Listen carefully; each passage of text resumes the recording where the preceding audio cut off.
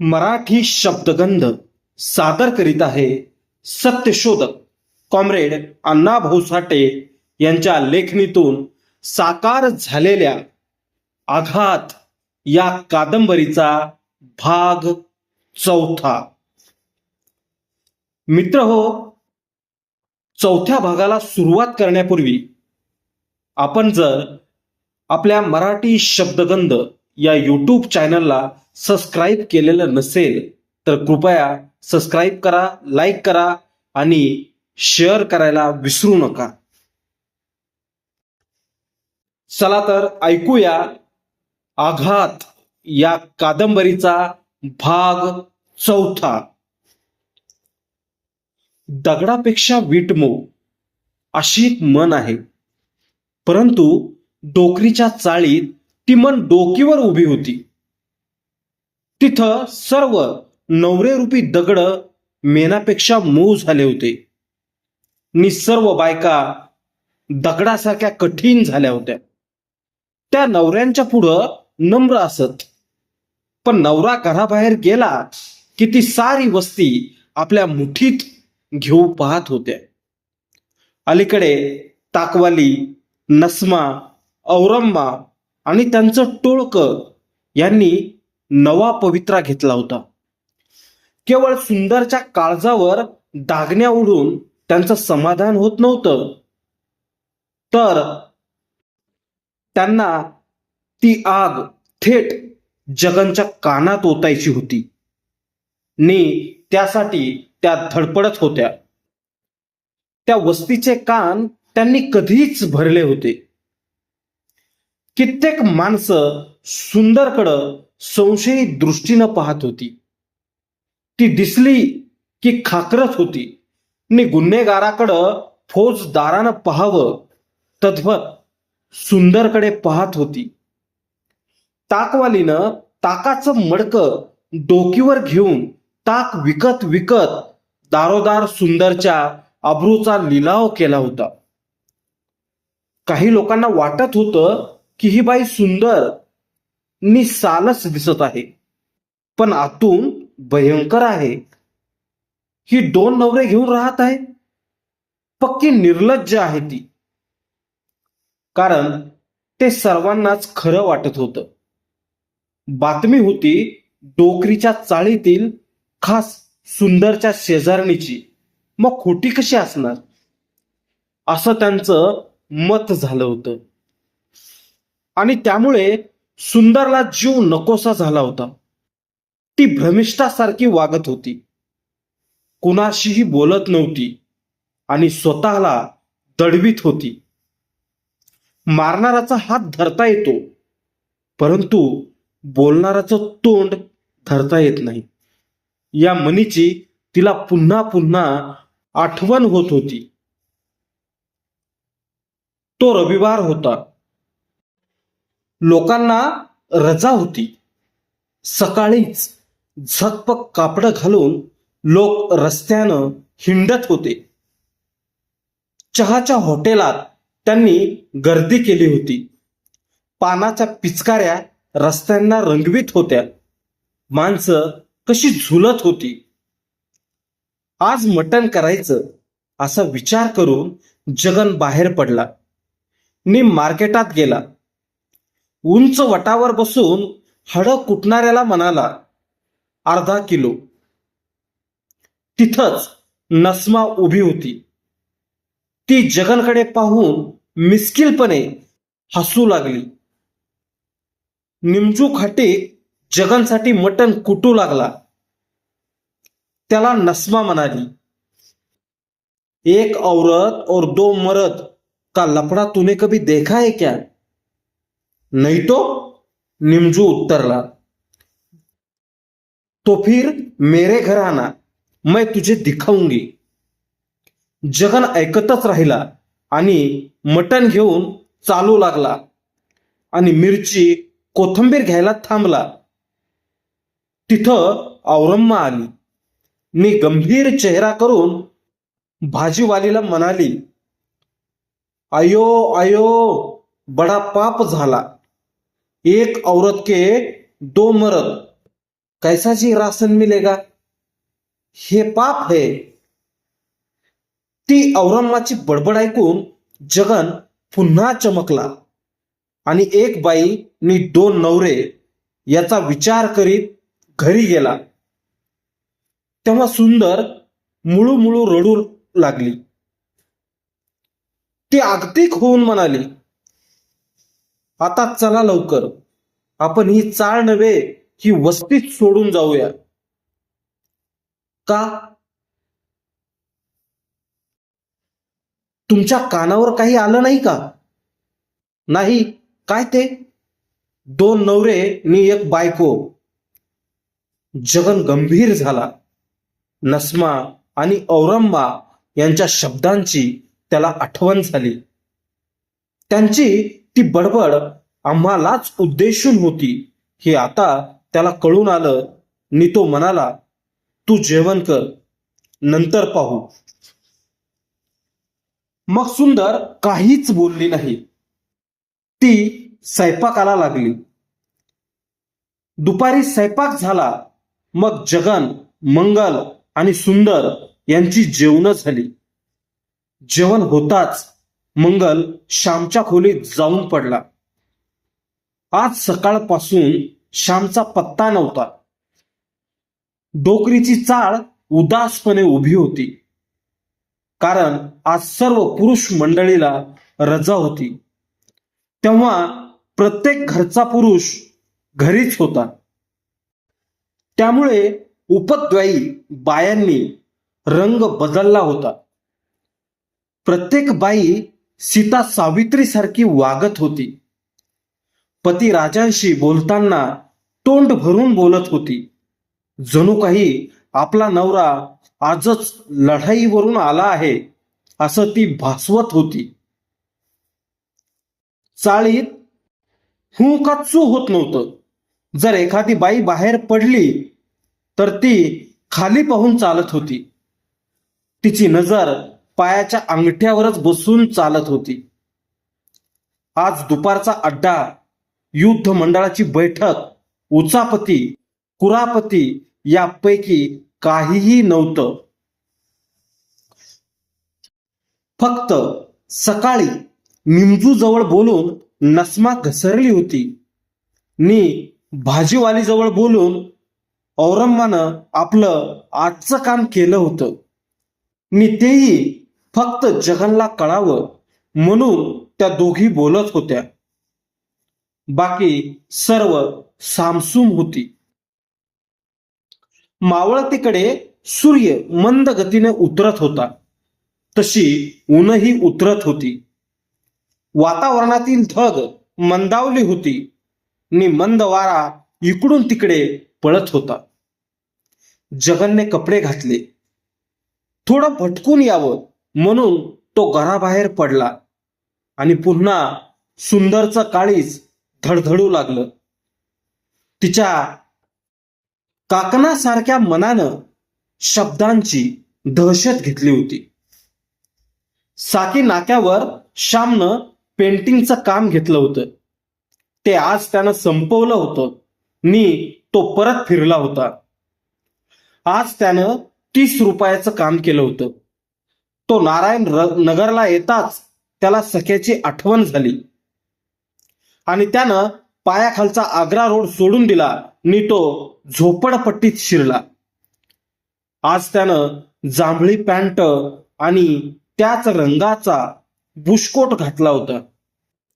त्यानं 2 ब्रश मागच्या खिशात खोवले होते. तो रोजीच्या घरासमोर येऊन पुढे निघाला तेव्हा रोजी घरात होती. तिला त्याची चाहूल लागताच ती चमकून उठली. आज सकाळपासून ती त्याचीच वाट पाहत होती. तिनं कुडाला कान लावला. श्यामला पाहताच सख्याला आनंद झाला. तो रामापुढं दास मारुती उभा राहावा तसा श्याम पुढं उभा राहून म्हणाला, पेंटर, काय सेवा करू? रोज करतोस तीच कर. श्याम शांतपणे म्हणाला, तूर्त अर्धी बाटली आणि सोडा दे. तयार आहे. असं म्हणून सख्यानं घाई केली आणि पहिला ग्लास भरून श्याम पुढं ठेवला. तो ग्लास संपवून श्याम म्हणाला, सख्या, पळत जाऊन चिवडा घेऊन ये. तसा सख्या पळत निघाला, परंतु रोजीनं त्याला पुढं जाऊ दिलं नाही. तळलेले 2 मासे नि वाटीभर मटण देऊन ती म्हणाली, श्यामला दे, पण विकत आणलं म्हणून सांग, माझं नाव सांगू नको. सख्या हसला. त्याची पुढील दौड वाचली होती. तो खुशीतच परत फिरला. मासे नि मटण पाहून श्यामला आनंद झाला. त्या नादानं त्यानं आणखी एक अर्धी बाटली मारली आणि सख्याला पैसे देऊन म्हणाला, चल निघतो. तेव्हा रोजीनं त्याला हाक मारून उभा केला आणि म्हणाली, श्याम, मला तुझ्याशी काही बोलायचं आहे. ठीक आहे, परंतु आता नको, मी उद्या ऐकेन, श्याम म्हणाला. कारण आता मी करंटमध्ये आहे. आता मला काहीही ऐकू येणार नाही. हे ऐकून रोजी हसली आणि म्हणाली, उद्या येणार ना नक्की? यावंच लागणार, तो बोलला. मग उद्या करंट लागायच्या आधी ऐकणार, तिनं विचारलं. होय, त्यानं कबूल केलं. मग जा तर, रोजी म्हणाली. निघालो, श्याम बोलला आणि रोजी हसत म्हणाली, जपून. ते माझं काम नाही, त्याचं आहे. श्यामनं आकाशात बोट रोखलं तशी ती अधिकच मोठ्यानं हसली आणि श्याम भरकन तिच्या पुढून आडवा होऊन मान ताठ करून चालू लागला. पश्चिमेला लाल आणि किरमिजी रंगाचे ढग पसरले होते. त्यांच्या खाली अनेक रंगाचे ढग दिसत होते आणि सूर्यानं आपल्या किरणांचा पसारा आवरला होता आणि तो मावळतीकडे सरकत होता. श्याम आणि जगन यांची इराणी हॉटेल पुढं गाठ पडली. जगनला समोर पाहताच श्याम चमकला, पण त्यानं स्वतःला सावरलं. तो उगीच हसला आणि म्हणाला, जगन भाई, इकडं कुठं? काय करू? तुम्हाला रजा असते तेव्हा मी हा असा करंटमध्ये असतो. मला तुमच्याशी फार बोलायचं आहे, तरी आज आपण बोलूया. तसं काही नाही, मी सहज रस्त्यावर आलो आहे, जगन म्हणाला. आज घरात करमेच ना मला. हे पहा जगन भाई, मी फार वाईट माणूस आहे. आता आपण हॉटेलात बसून मग बोलू. जगन काही बोलला नाही. ते दोघे एका कोपऱ्यात बसले आणि श्याम म्हणाला, मी दारू पितो, पण त्याचं कारण फार निराळं आहे. ते जर तुम्ही ऐकलं तर निश्चित तुम्ही मला हा गुन्हा माफ कराल. माझं जीवन हातोड्यानं घडलं आहे. मीही पूर्वी फार शांत आणि सज्जन होतो, पण लोकांनी त्याचा अर्थ निराळा घेऊन मला दुःखच दिले. म्हणून मी आता कुणालाच भीत नाही. उलट सर्व लोक मलाच भीतात. पूर्वी आमचं कुटुंब फार सुखी होतं. वडील शिकलेले होते, ते सरकारी नोकर होते. आई ही शहाणी होती. घरात 3 भाऊ आणि 2 बहिणी असे आम्ही 5 भावंड होतो. आम्ही पुण्यात राहत होतो आणि एकाच शाळेत जात होतो. त्याच दरम्यान वडिलांची बदली होऊन ते बेळगावला गेले. घराचा बंदोबस्त करून पैसे पाठवतो असं सांगून ते निघून गेले आणि त्याच वेळी घोटाळा झाला. तो कसला? जगननं मध्येच विचारलं. श्याम म्हणाला, वडिलांनी बेळगावला एका बाईशी लग्न केले आणि आमच्या जीवनाची राख रांगोळी झाली. ही बातमी आईला कळताच शहाणी आई वेडी झाली. वडिलांवर सूड कसा घ्यावा याचा विचार करू लागली. पण वडील जवळ नव्हते, म्हणून तिनं तो सूड आम्हावरच घेतला. वडील, मुलगा आणि 2 मुली अशी 3 मुलं जवळ ठेवून घेतली आणि माझ्या पाठचा एक भाऊ चोऱ्या करीत होता, त्याला तिनं येरवडा जेलमध्ये घातला. आणि तो लहान आहे त्याला सोबत घेऊन मलाही आईनं तुरुंगात घातले. आणि किती म्हणाल तर 7 वर्ष. आम्हा दोघांना 7 वर्ष तुरुंगात ठेवावे अशी मागणी करून त्या माऊलीनं आमच्या बापावरचा राग अशा रीतीनं आम्हा दोघांवर काढला. त्यावेळी आम्हाला काय वाटले असेल याची कल्पना करा. त्यावेळी मला कळत होतं, म्हणजे मी 8 वर्षाचा होतो. मी माझी इतर भावंड सोडून, बाहेरचं हे सुंदर जग सोडून, केवळ आईनं सांगितलं म्हणून तुरुंगात पडलो. माझं कुणीही ऐकलं नाही. मी आणि माझा भाऊ आम्ही तुरुंगात होतो. कधीतरी माझी आई येत होती आणि आमची शिक्षा वाढवण्याचाच प्रयत्न करीत होती. आम्ही तुरुंगाबाहेर येऊ नये असंच तिचं मत होतं. मी तुरुंगात इतर मुलांपेक्षा चांगला वागत होतो. ही चित्रकला, पेंटिंग मी तिथंच शिकलो. 7 वर्ष मी तुरुंगात काढली आणि तीही केवळ आईच्या हट्टामुळे. जेव्हा मी तुरुंगातून सुटलो तेव्हा मी 16 वर्षाचा होतो. मोठा झालो होतो. आम्ही तुरुंगातून बाहेर पडताच प्रथम आईची चौकशी केली. तेव्हा आई मुंबईला आहे असं आम्हाला समजलं. पण आम्ही सरळ आईकडे गेलो नाही, कारण आई पुन्हा तुरुंगात घालील अशी आम्हाला भीती वाटत होती. म्हणून आम्ही आमच्या चुलत्याकडे गेलो आणि तिथंच राहू लागलो. आता आम्ही स्वतःचं पोट भरू शकत होतो. त्याच वेळी आमचे वडील येऊन आम्हाला भेटले आणि आम्हाला बेळगावला नेणार असं म्हणू लागले. आणि ती गोष्ट पुन्हा आईला समजली आणि पुन्हा ती संतापली. तिच्या मस्तकाचा भडकाच उडाला, आग झाली आणि त्या आगीत पुन्हा आम्हाला लोटण्यात आलं. नुकतीच सकाळ झाली होती. आम्ही घरात चहा पित होतो आणि आमची बेळगावला जायची तयारी झाली होती. मला माझ्या 2 बहिणींना आणि एका भावाला पाहून 7 वर्ष झाली होती. त्यांना एकदा पाहावं असं मला वाटत होतं, पण आईला ते नको होतं. ती त्या सकाळीच पोलीस घेऊन आली. पुन्हा आम्हाला 3 वर्ष तुरुंगात ठेवावं असा आईनं सरकारात अर्ज केला होता आणि तो मंजूर झाला होता. त्याप्रमाणे आई पोलीस घेऊन आली आणि पुन्हा आम्हाला 3 वर्ष तुरुंगात डांबण्यात आलं. 3 वर्ष पूर्ण होताच आमची सुटका झाली. तेव्हा मी विचार केला की जर मी सुटल्याचं आईला समजलं तर ती पुन्हा मला तुरुंगात घाली. मला तुरुंगाचा कंटाळा आला होता.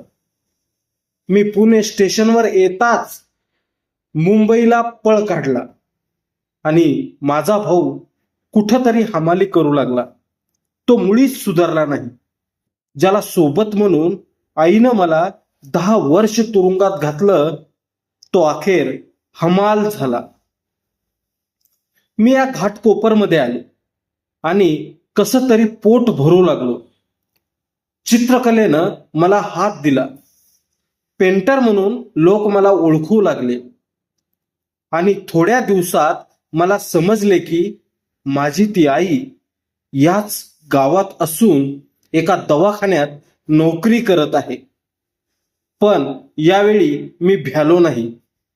मीही निर्वाणीचा विचार करून बसलो होतो. पुढे एकदा अचानक आई भेटली, परंतु यावेळी ती काहीच बोलली नाही. हसली आनंद झाल्याचं तिनं नाटक केलं, पण माझा त्यावर विश्वास बसला नाही. पुन्हा ही दगा करणार असं वाटून मी काही काळ दडून दडूनच दिवस काढले. आता या घडीला माझी आई याच उपनगरात असून याच उपनगराच्या रेल्वे स्टेशनवर तो माझा भाऊ हमाली करीत असे. जगनभाई हा माझ्या जीवनाचा एक भाग झाला. कठीण भाग पुढंच आहे, तो मी कधीतरी तुम्हाला सांगेन. श्यामनं आपली अर्धी कर्मकथा सांगितली आणि ती ऐकून जगननं एक दीर्घ सुस्कारा टाकला. म्हणाला, श्याम, तुझं हे जीवन म्हणजे निखाऱ्याच्या राशीतून बाहेर पडलेलं जीवन आहे. बोला, काय म्हणता? श्यामनं विचारलं. जगन खिन्न सुरात म्हणाला, माझी मनस्थिती आज वाईट झाली आहे. कशामुळं? श्यामनं विचारलं. मी एक प्रश्न विचारू? जगन बोलला. हो, विचारा ना, श्याम म्हणाला. हा मंगल कसा काय वाटतो? जगननं विचारलं. अगदी गरीब आहे तो, श्याम म्हणाला.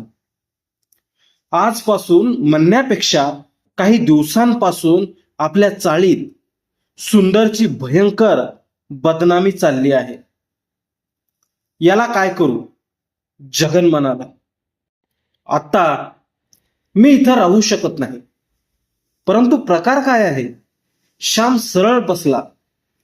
2 नवऱ्यांची एक बायको म्हणून सुंदरला काही बायांनी धारेवर धरली आहे. जगन म्हणाला. याला मी काय करू? आणि मग त्यानं श्यामला सर्व काही सांगितलं. त्यानं नस्मा नि नमजू आणि भाजीवाली नि औरम्माचं जे बोलणं झालं तेही सांगितलं आणि ते ऐकून श्याम संतापला. मग नक्कीच तुम्ही धोक्यात आहात जगनभाई. माझ्या बाबतीत अगदी हेच घडलं आणि मी जन्मातून उठलो. माझी बायको राख झाली, म्हणजे याच बायांनी तिला जाळून ठार मारली. परंतु ते सर्व आता मी तुम्हाला सांगत नाही, ते मी उद्या सांगेन. प्रथम आज जे घडलं तेवढं पाहूया. काय? मी करतो सारं, पण मी काय करू ते मी उद्या सांगतो. उद्या? हो, उद्या. जगनभाई, तुम्ही आता घरी चला आणि शांत बसा. कसलीच चिंता करू नका. मी थोडा करंट घेऊन येतो. मग श्याम एका वाटेनं जाऊन एका घरात शिरला आणि जगन सरळ घरी पोहोचला. श्याम भरपूर दारू पिऊन बाहेर पडला आणि पिसाट होऊन चालू लागला. त्याने उजवा हात पॅन्टच्या खिशात घातला होता आणि तो सरळ समोर पाहत होता. त्याच्या मस्तकात डोंबाळा झाला होता. नस्मा, औरम्मा नि ताकवाली यांचे चेहरे त्याच्या डोळ्यासमोर तरंगत होते आणि ते पाहून त्याच्या अंगाची आग झाली होती. पूर्वी जशा या हलकट बाया माझ्याशी वागल्या नि मला जन्मातून उठवलं, तसंच आता या जगनला नष्ट करायला तयार झाल्या आहेत. त्यांना सक्तीनं आता आवरलंच पाहिजे, नाहीतर जगन उघडा पडेल. जो घाव मी सहन केला तो घाव जगनला सहन होणार नाही. असा विचार करीत निमजूकडे जाऊन त्याला डोकरीच्या चाळीत ये लवकर असं सांगून तो पुढे गेला. अजून दिवस मावळला नव्हता. बाहेर गेलेले लोक वस्तीत येत होते. श्याम झेपाटाकीत वस्तीत आला तेव्हा डोकरीची चाळ मरगळली होती आणि त्या शांत वातावरणात श्यामने आरोळी ठोकली. आवाज आणि त्या आरोळीनं वातावरण भारावलं. लोक दचकले. काहींनी कासवाप्रमाणे माना आत ओढल्या, तर काही हळूच बोलले. श्याम बिघडला. श्याम काजूच्या झाडाखाली येऊन उभा राहिला आणि एकदम आवाज चढवून म्हणाला, या डोकरीच्या चाळीत जी कोणी सीता आहे तिनं बाहेर यावं. आज मी या सीतेच्या अब्रूचा लिलाव करणार आहे. वातावरण स्तब्ध झालं. सर्व लोक ऐकू लागले. नसमा, औरम्मा आणि ताकवाली या तिघींच्या तोंडचं पाणी पळालं. त्यांना धडकी भरली. श्याम पुन्हा ओरडला, दोन नवरेनी एक बायको म्हणून दुसऱ्यांना हिणवणाऱ्या सती सावित्री कोण आहेत? या चाळीत मी आज या पतिव्रतांची नाकच कापणार आहे. पाहतो काय होते ते. शेवटी शोकत मित्रानं हिम्मत केली.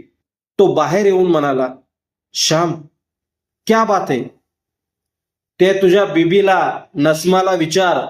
श्यामनं प्रथम बोलाय आलेल्या शोकतच्या अब्रूचा लिलाव पुकारला. म्हणाला, नवरा घरी असला की सीता सावित्री आणि नवरा नोकरीला गेला की कुणालाही बरोबर घेऊन सिनेमाला जाणारी ही पतिव्रता होऊ शकते का? मैं समजा नाही, शोकत बोलला. आणि श्याम म्हणाला, या चाळीतील काही पतिव्रता सुंदर भाभीला म्हणतात दोन नवऱ्यांची एक बायको. मगर मगर मगर वगर कुछ नाही. श्याम ओरडला, काय मगर? निमजू, सांग, नसमा काय बोलली? खरं आहे, जगन मटण घ्यायला आला होता सकाळी, निमजू म्हणाला. तेव्हा नसमा तिथं उभी होती. ती मला म्हणाली, दोन नवरे आणि एक बायको यांचं लफडं पाहायचं असेल तर आमच्या चाळीत ये, मी तुला दाखवते. हे ऐकून शोकत तरकटला. म्हणाला, लाहोल वल्ला कुवत, ऐसा कैसा हो सकता है? आणि तो घरात शिरला.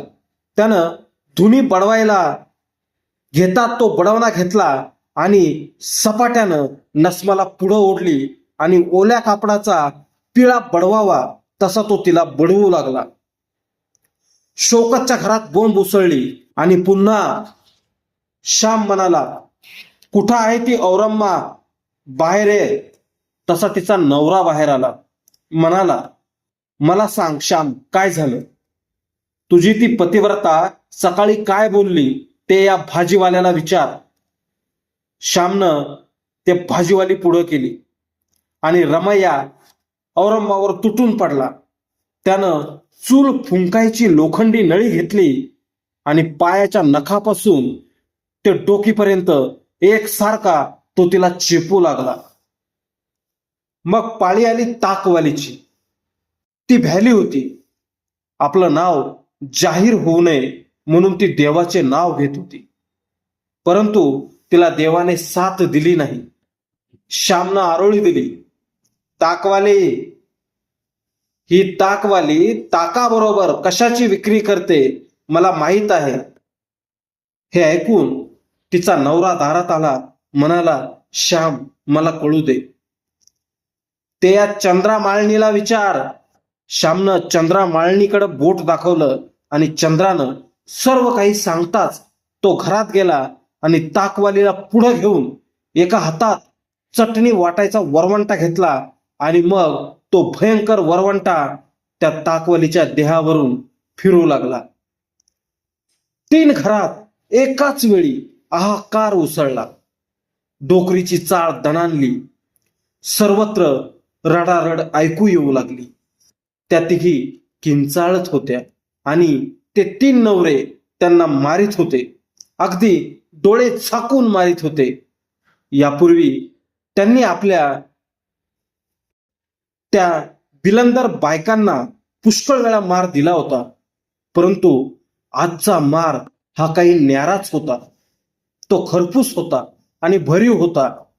दणादण दणके वाजत होते आणि प्रत्येक दणक्याला अगदी फोडणी दिल्याप्रमाणे 100 नंबरी शिवी हसडली जात होती. आणि त्या तिघी मार खात होत्या. सपाटा बसला की ओरडत होत्या. जसा मार पडेल तसा सूर वाढवीत होत्या. पाय बांधलेल्या डुकराप्रमाणे किंचाळत होत्या. त्यांच्या त्या किंचाळ्यांनी डोकरीची चाळ डोकीवर घेतली होती. लोक तमाशा पाहत होते.